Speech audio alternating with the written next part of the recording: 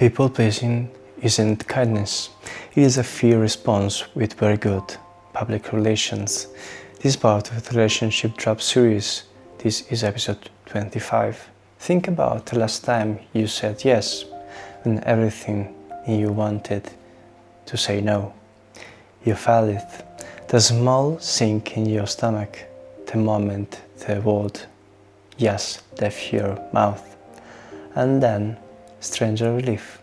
Not the relief of having helped someone, the relief of having avoided something.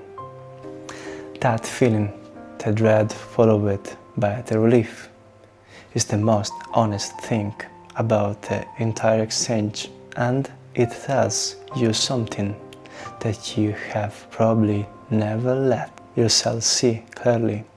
That yes wasn't for them, it was for you. Let me explain what I mean.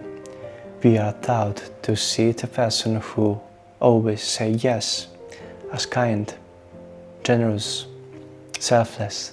The person who never creates conflict, who puts everyone else first, who is always there, always agreeable, always accommodating, and sometimes that is genuine generosity.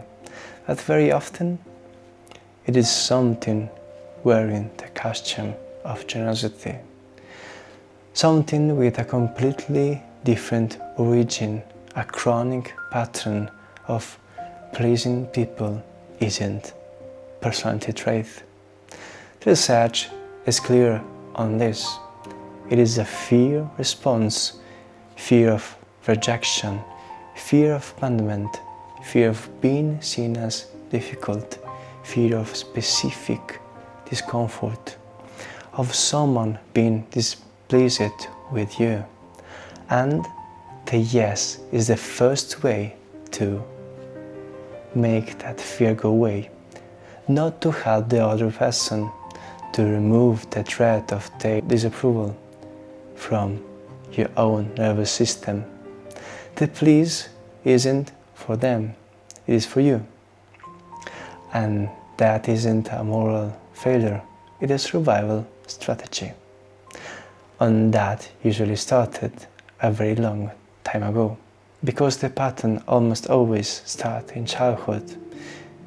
Picture a child in an environment where conflict was dangerous, where a parent's mood was unpredictable, where love seemed to appear and disappear, because on whatever the child was good enough, quiet enough, agreeable enough, the child learns something fast. If I manage the emotions of the people around me, I keep them happy, I will be safe. And that lesson wasn't wrong. In that environment, it was brilliant. It was the child's best available strategy for surviving, for staying safe, in a situation they didn't choose and couldn't control. The problem is that the child grows up and the strategy doesn't. The adult is still running the program. They keep the child safe, still managing environment's emotions, still trading their own needs for the temporary safety of approval. Except now it isn't keeping them safe, it is exhausting them, and it quietly destroying every relationship it touches. Here's how is destroying them. When you always say yes, when you never show people what you actually think, the people around you aren't in a relationship with you. They are in a relationship with your performance. They don't know what you actually want.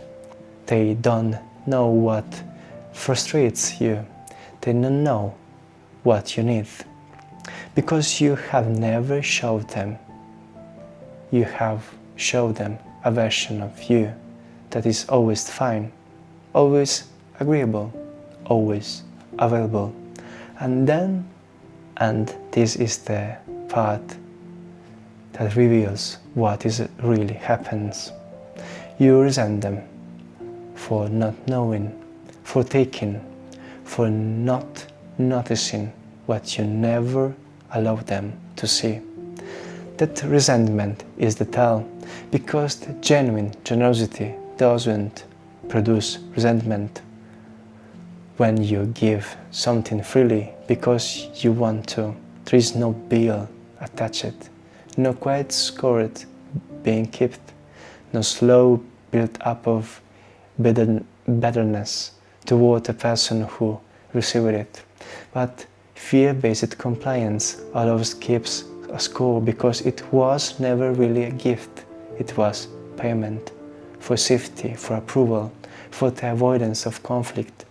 And when the payment isn't acknowledged, when the other person doesn't notice what it costs to you, the resentment grows. The self-help industry looks at this and calls it a communication problem. Learn to say no, set boundaries, be more assertive, and that advice isn't wrong. It just treats the symptom. The symptom is the inability to disappoint people. The cause is deeper. The cause is a belief installed so long ago that feels like a fact.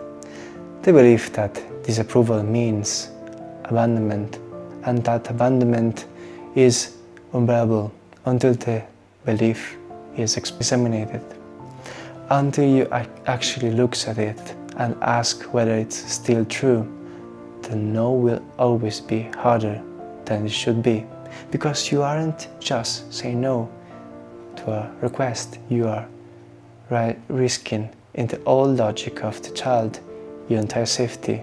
So how do you start to change this? 3 things. The first is to notice the physical sensation before you say yes. When a real yes happens, there is a lightness. When a fear-based yes happens, there is a dread first, tightens, sinking, are followed by relief once you have complied. Dread followed by relief is the signature of fear. Learn to feel the difference, because the body knows before the mind admits it. The second is to experiment with small disapprovals. Not a dramatic confirmation, a preference stated out loud, a mild disagreement expressed, a small no to a small thing, and then, this is the important part, watch what actually happens. Because the fiery consequences almost never arrives. The person doesn't leave, the relationship doesn't collapse, the sky doesn't fall, and each time you survive a small disapproval, the old belief gets a little weaker. The third is to ask one question. If the person disapproves of me for having a need or a limit or an opinion of my own, what does that tell me about the relationship? Because the answer to that question is the information. Relationship that requires you to have no needs is not a relationship, it is an argument, and you deserve to know which one you are actually in. Who is the line I want you to remember? The people who deserve your yes and the ones who can handle your no. That is not a higher standard, it is the minimum for the relationship. The ones who only want you when you are saying yes, who withdraw the moment you have a need of your own, were never in a relationship with you. They are in a relationship with what you provide, and finding that out isn't a loss, it's the beginning of only giving your yes to people who want the whole person, not just a performance. If you recognize yourself in this, or if you know someone who gives and gives and quietly resenteth. Send them this, not as a criticism, as the thing that might help them see that their kindness has been costing them more than anyone ever told them it should. And in next episode, we weren't born with a purpose. We build one, and most of us are waiting for it to arrive instead of building it.